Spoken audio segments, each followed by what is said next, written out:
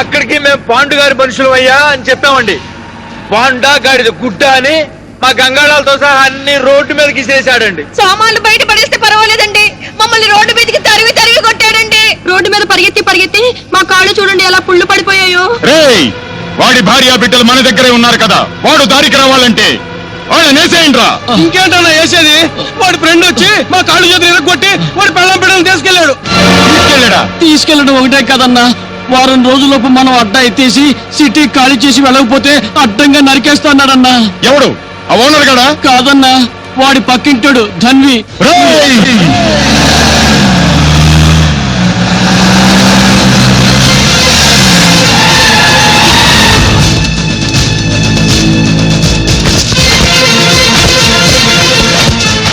నన్ను సిటీ ఖాళీ చేయమన్న మగాణ్ణి ఈడ్చుకోరండిరా.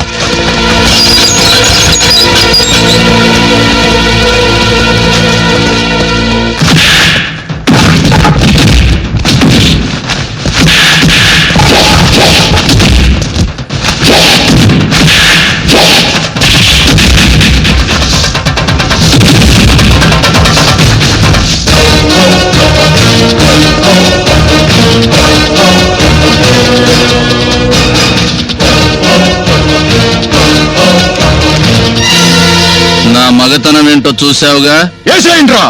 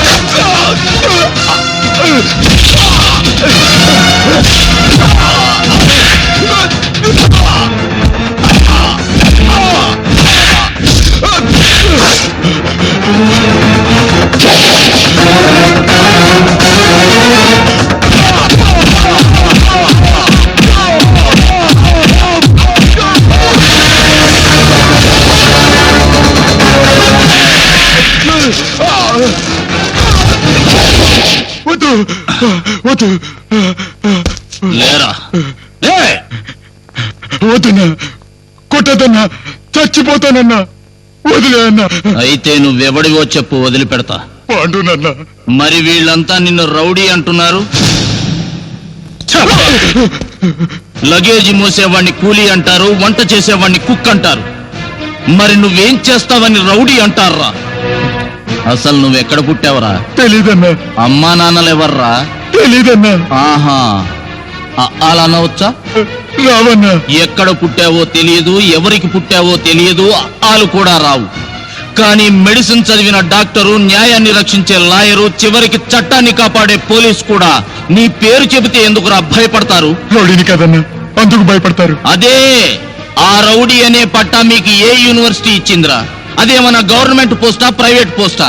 అసలు రౌడీ కావాలంటే ఏం చేయాలరా? రోడ్డు మీద 100 మంది చూస్తుండగా 10 మంది కలిసి ఒక్కడిని కొట్టాలన్నా, ఇంకా 1-2 రేపులైనా చేయాలన్నా, అంతేనా? 2-3 దారుణంగా నరికేయాలన్నా. ఓహో అలాగా.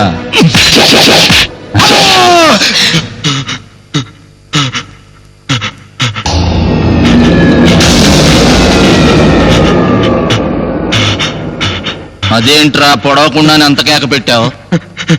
ఇప్పటిదాకా ఎంతమందిని చంపుంటావా? 25 మందినన్నా. ఎంతమంది ఉసురు పోసుకున్నావురా? నువ్వు చంపిన అమాయకుల తల్లిదండ్రులు భార్యా బిడ్డలు ఎంత విలవెల్లాడిపోయి ఉంటారా?